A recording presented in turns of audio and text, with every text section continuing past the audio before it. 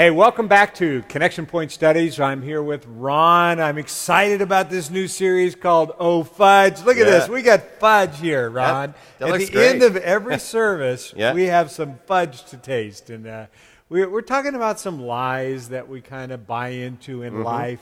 And we're going to do some studies. It's a little topical, but yet we're picking up some chunks of Scripture, and I think it'll be great. And this first one is about what, Ron? It's about good kids. Good kids. I have good kids. I have good kids. I like to say that. Yeah. Some of you may cringe when you say that. Some of you may not. Everyone at one point says, I've got some good kids. Now, we have a warm-up question for them to start. Yeah. Just a reminder, maybe this is the first group for some people. A warm-up question means everyone in the group has to answer. You can't opt out. You need to talk during this time. So we have a question designed to get everybody to say something so that you can participate. Let's get started. What's a warm-up question, Ron? Well, so this one, there's two parts to it. So if you have kids or if you don't have kids, all right? So if you don't have kids, the question is about your parents. So think back to your parents. Before they had their first child, do you think they were ready to have kids? And if you have kids, think back about yourself. Remember what it was like before you had your first child.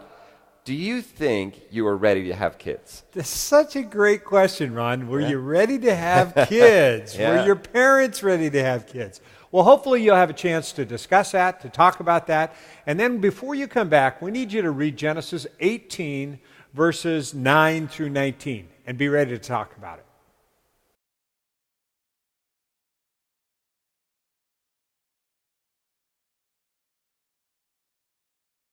Okay, Ron, here we are. Yeah. Were you ready to have kids? You know, I mean, you think so? Yeah, you just have no idea what you're getting into. You know what, truthfully, we were not. 3 months in, Audrey got pregnant. We had a kid. A year at our anniversary, we were holding a baby in our hands. You know? Yeah. And I can tell you, I wasn't ready to be a dad. It was a lot harder than I thought. Yeah. And I'm not sure I did a very good job. And you know, that's really, we're just all being honest here. You do the best you can, right? In fact, Ron, let's just confess something here. Yeah.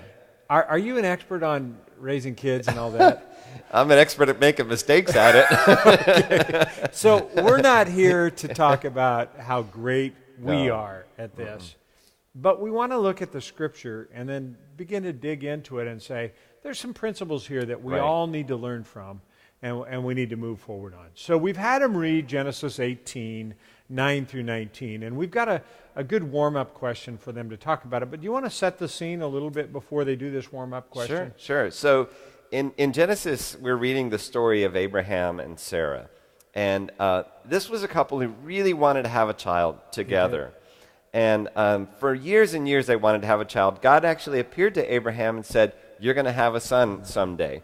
And they were waiting and waiting. 20 years went by. They thought they were ready, didn't they? They thought they were ready. In fact, so much time went by that they were like so old, this just should have never happened. Yeah. And then in this chapter, we read where God actually shows up with some angels, and they come to meet them personally. And then he says, I'm going to return this time next year. So the first question is, what does God say will happen to Abraham and Sarah? Awesome. So you answer that question and come back.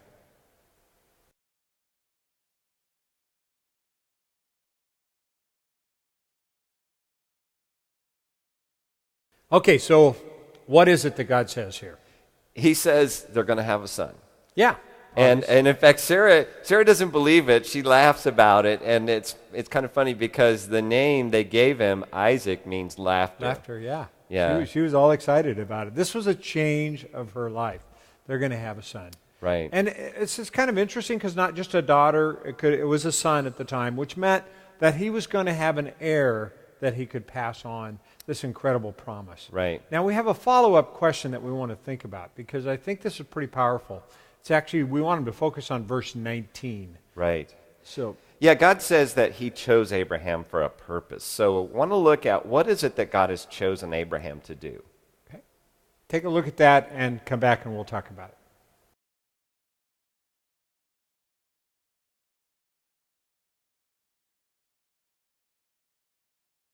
Okay, So Ron, it says that he's chosen him to direct his children in his household. That's a pretty powerful thing, isn't it?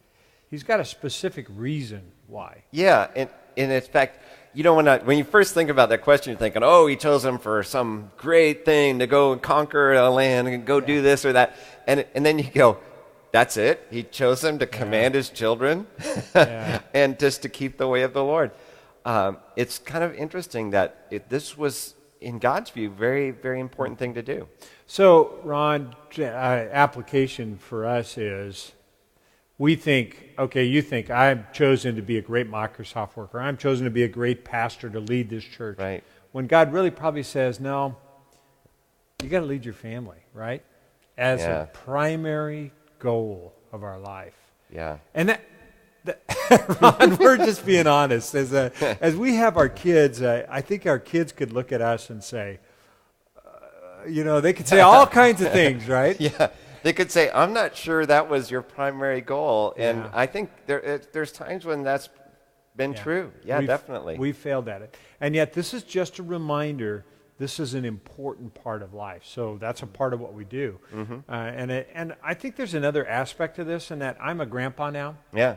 So being a grandpa, I love investing in my grandchild too, because I'm investing in my son by investing in my grandchild, and eventually more grandchildren as well. Mm-hmm.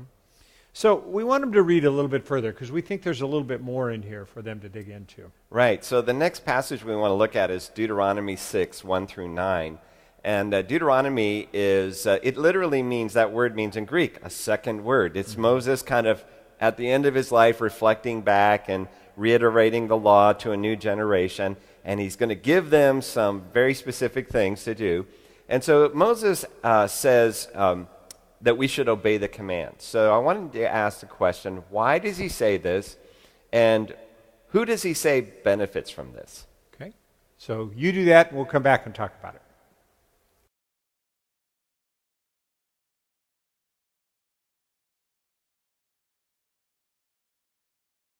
All right, Ron.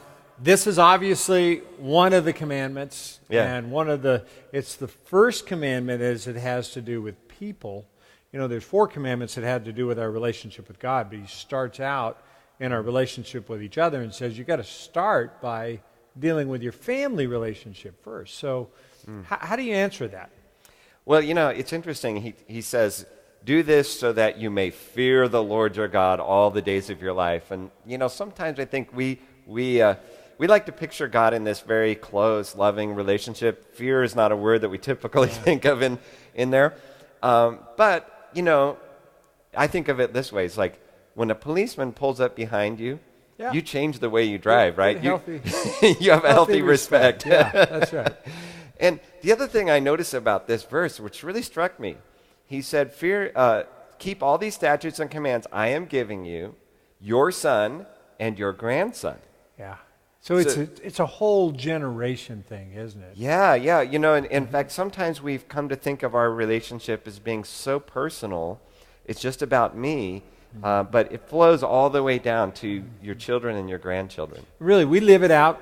We teach our kids to live it out. We teach our grandkids to live it out. And then that gets passed on. Yeah. And it's our responsibility. If we don't do our part, it'll never get passed on. And each one has their own choices. We know that. So Moses says that there's some things we're supposed to do with these commands. And they're found in verses 6 through 9. So what is it he says we should do? Okay.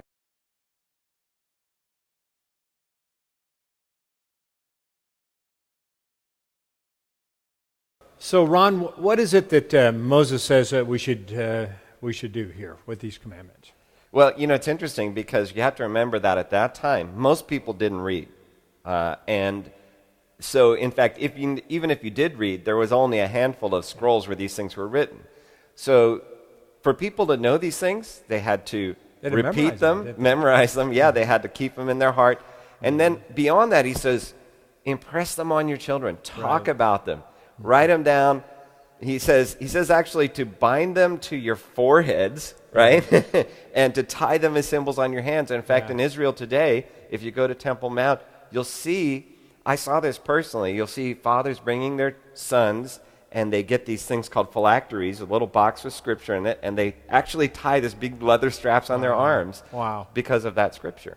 And I kind of get the sense, and I realize that for the Jewish culture, you took your kids to the rabbi really to learn the language, to learn how to read and write, and much of what they did was memorize these first 4 or 5 books of the Bible, and they knew them by heart. Really, that's what he's talking about. Instilling in the hearts of our kids Scripture. We do that a lot in the church here. That's a part of what we do, but it ought to be a part of our home, right? When you go to bed, when you get up, wherever, right? He says, while you're walking down the road, you're talking about him, so for us to be like in the car and when, just as the opportunities come up. So Ron, some people think, I'm going to take my kids to church and they'll teach them the Bible. Really, what this is talking about is that we have a responsibility to do that in our lives. Yeah. We really do. Now we'll go to the New Testament here, and we want you to actually read Ephesians 6, 1 through 4. And we have a question for you to think about when we come back. Ron, what's that question? So Paul gives us some commands here. What does Paul say that children and fathers are supposed to do?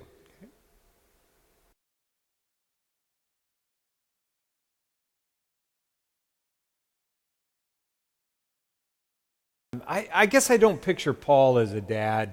No. I don't. I know a lot about his life, and he doesn't write a lot about it.